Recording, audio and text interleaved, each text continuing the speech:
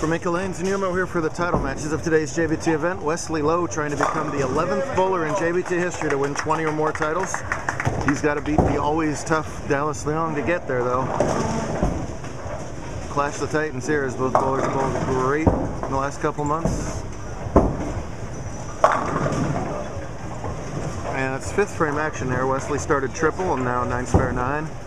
Meanwhile, Dallas has decided to take a blind this game as he's got 9 spare for the first 4 frames.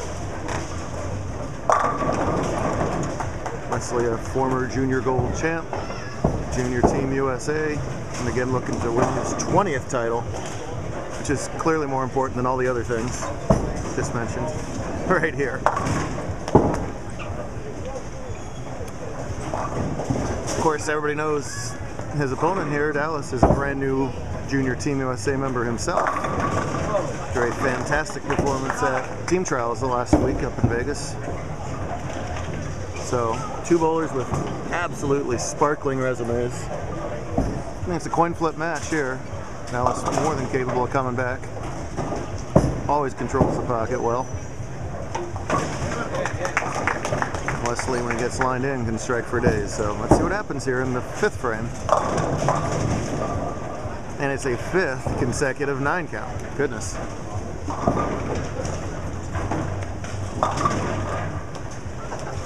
Totally different scoring pace than yesterday. We bowled on Broadway today. Yesterday we bowled on Shark. 6 feet shorter is the pattern and a lot more slope to this pattern. Slope essentially means margin for error. Bowlers could afford to make more mistakes and not split. The cut yesterday was minus 57. The cut today was minus 5. And even that was misleading, as Eric Hatcher was the cut at minus 5, but one bowler ahead of Eric in the cut was plus 41. Just a mathematical anomaly there that Eric was lower than everybody else by so much, or else the cut would have been 40 up. Meanwhile, in the Handicap semifinals, Marco Flores is taking on Bex Boyko. That's Marco in the Storm jersey. In one semi, single game matches as well. And the other one, hometown bowler Aaron Coleman is taking on Jillian Coyle. These tournaments count for both Arizona and SoCal points. So all of these guys will be nicely moving up the ladder. We'll catch some of that match while Dallas does some ball surgery.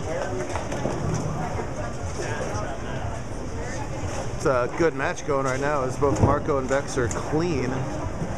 Marco started off with the front 4, but Bex has gone clean with a double, and Bex is getting 14 pins of handicap in that game. Jillian has to beat Aaron by 36 in the other one. Becca finished 4th yesterday, so back-to-back top 4s for her.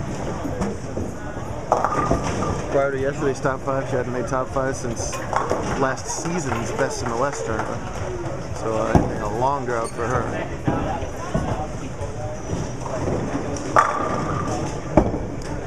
Dallas knows his equipment and knows exactly when it's time to make a move, whether it's the ball itself or feel of the thumb and fingers in the ball. And all that careful preparation and knowledge shows the result there as he finally gets that strike. Still got room for 246, so anybody's game here. If this happens to be, for some reason, the first time you ever watched Wesley bowl, he's been doing it this way ever since he was a little kid. Now he's a slightly less little kid. Thumb is in the ball, but the entire ball curls back on the forearm as if he was thumbless. And the result is thumbless style rev rate, but thumb in style accuracy. And he's just silly good.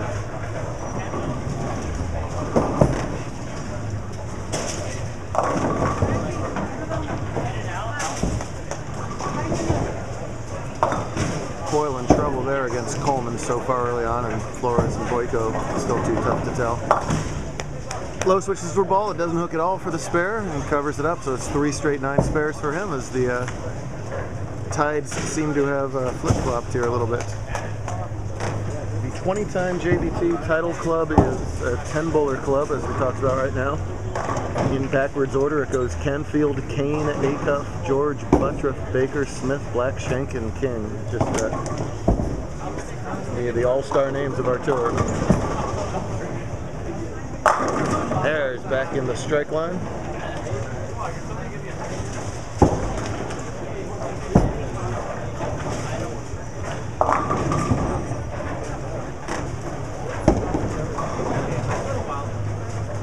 .137 through 6 for low. Dallas, if he strikes here, is going to have 126 through 6, so this cut it to an 11-pin deficit. And virtually tie it up if you can strike here in the 7th and 8th. If he doesn't strike, it's going to start to run short of frames. Got a little wide. Yeah, too wide. No!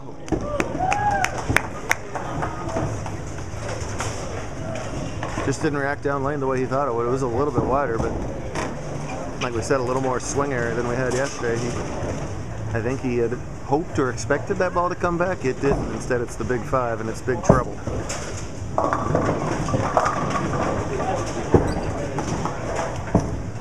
Got a shot at it. Wow, missed it twice. First time the ball didn't deflect, and second time the messenger didn't come through. So big trouble for Dallas now. The best he can do is 212. Low gunning at a 218 pace, so it's not over, but Dallas has to strike in the 8th, 9th, 10th, and 11th and hope for Wesley to make a mistake. Talked about this yesterday, where Dallas's A game by far is hard up the corner. He's gone from very good to great by making his B, C, and D games strong as well. Slow walking pace, that keeps the ball speed down. Different wrist position allows him to circle it a little bit more because he's got to get the ball coming back from right to left, and I promise you that's what he meant to do in the last shot.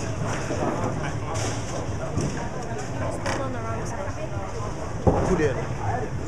So what's that 9 spare in the 8th? So it's on the wrong lane though, so we need to delete the 9 spare. Does he understand that? I think so.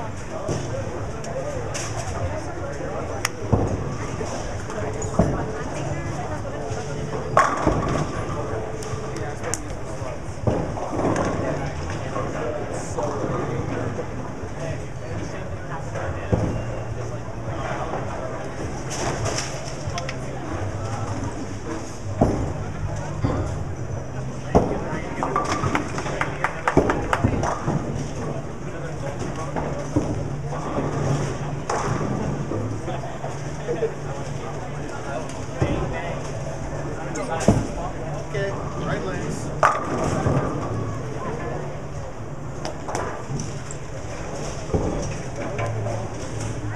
Meanwhile, Wesley most decidedly does not make a mistake. In fact, he's got the double. And this guy is about to be the 11th bowler to win 20 titles on our tour. Hatchett's unimpressed. Completely unimpressed. Hatchett's ball rep is unimpressed. The guy he just tied in titles is unimpressed. They're unimpressed.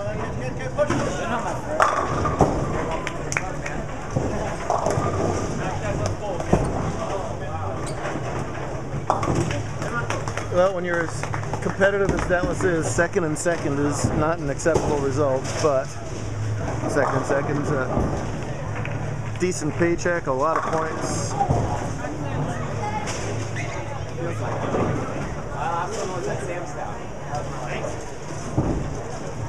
And his biggest fan, whose hair we've watched for the last 10 minutes, isn't that unhappy about it either. Oh, there she is.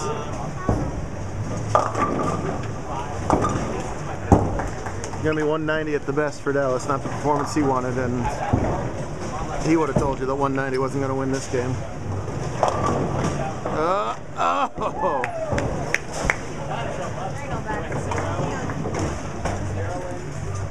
A minute here to catch up. Let's see where we are in handicap. Jillian's got to win by 35. That's not going to happen. She's trailing in the match, actually. Yeah, by 12. So Aaron Coleman's going to reach the title match over here, but will it be Bex or Marco? Bex is getting 14, so 159 through 7. Marco's got 154 through 7. Bex is getting 14. Oh no, and that miss changes the game here. In fact, we'll just stay with this here to the end of the handicap match.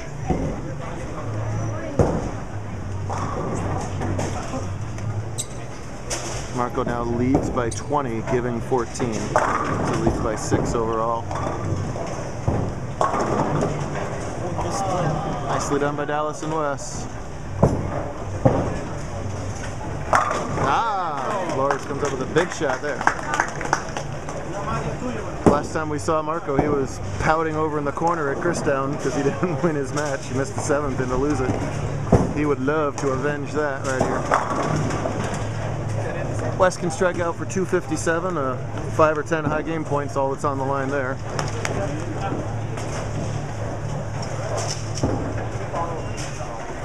Boyko still right in this game, trails only by 6. See if she can recover from that pretty painful open frame in the 8th. Yes, she does. It's Greg Barone in the 9th. Oh, Wesley.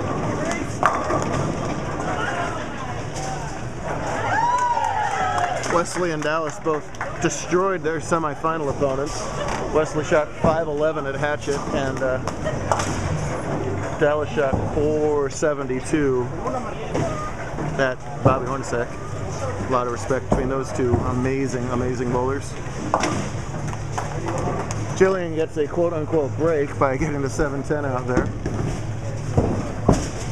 Big shot for Flores. Oh! There's that 7-pin again. Boy, oh boy, of all the pins, missing the 7 was his downfall in Phoenix. Please, Marco, for your sake, make this 7-pin.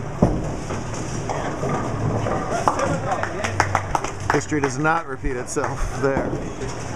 So, with any kind of fill here, Bex is going to have to strike on her first ball to move on to the title match.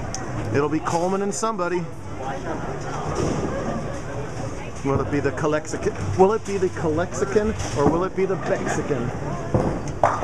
Copyright Jeff Eamer. 14. That's the shot he wanted the first time. 214 scratch game, by the way. That's excellent.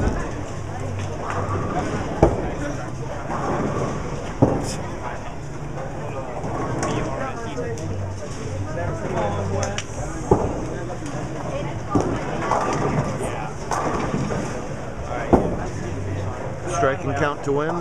Anything less, Marco advances. If you can, you don't have to. Oh man, comes up high. Jared is on the way to Phoenix. And Bex is going to have to settle for 3rd or 4th here. It'll be 4th. So back-to-back 4ths for Bex.